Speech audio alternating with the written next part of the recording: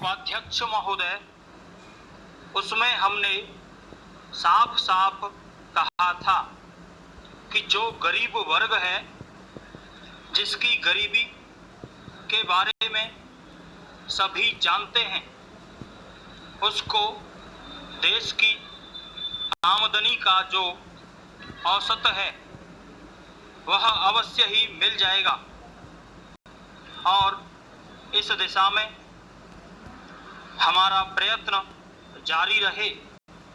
हमारा जो बजट है उसको जब तक अपनी आर्थिक व्यवस्था या अपने विचारों के अनुसार नहीं आंकेंगे, तब तक उस ध्येय की पूर्ति नहीं हो सकती। यदि इस दृष्टि से अपने बजट को देखते हैं तो हम इसे न अधिक और न कम नंबर दे सकते हैं।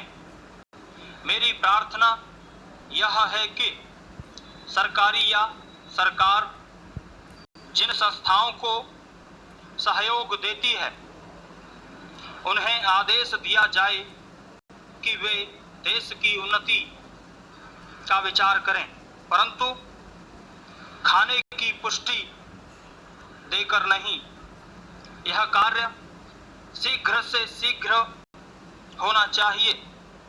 इसका कारण यह है कि उच्च श्रेणी आम जनता का आदर्श होती है और जो कुछ उच्च श्रेणी के लोग करते हैं उसकी नकल कनिष्ठ श्रेणी के लोग करते हैं। इसलिए यह काम पहले उच्च श्रेणी पर हो जाए तो आम जनता पर उसका प्रभाव अवश्य गहरा पड़ेगा। सप्ताह में 2 बार भोजन छोड़ने का जो मेरा सुझाव है, इससे न केवल अनाज वरन ईंधन, तेल, कोयला आदि सबकी बचत होगी।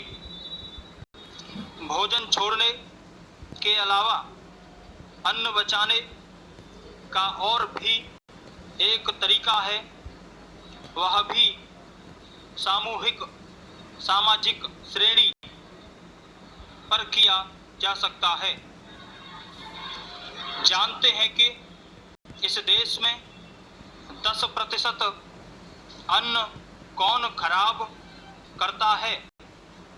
कीड़े, पंछी, बंदर और बोरियां ठीक न होने से अनाज गिर जाता है और मिट्टी में मिल जाता है।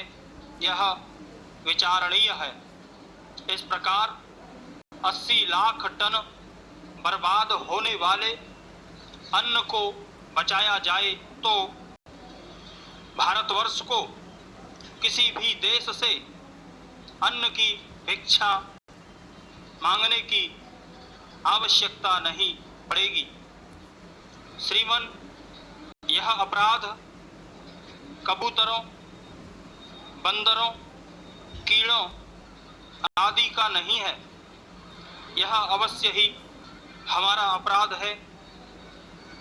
आज तक विदेशों से हमको अनाज मिलता रहा है, इसलिए हम लापरवाह थे। इसीलिए अनाज का विनाश होता रहा, परंतु अकाल पड़ेगा जैसा कि इस वर्ष पड़ा है। तभी हम जागें तो यह ठीक नहीं है। हमें अन्न के नाश को रोकने की सतत कोशिश करनी चाहिए। उसकी बचत करना हमारा परम कर्तव्य है। यह काम हर किसान, बच्चा और युवक कर सकता है और उन्हें करना चाहिए।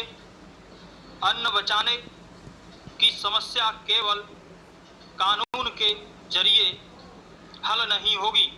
यह बात भी सामाजिक चेतना पर निर्भर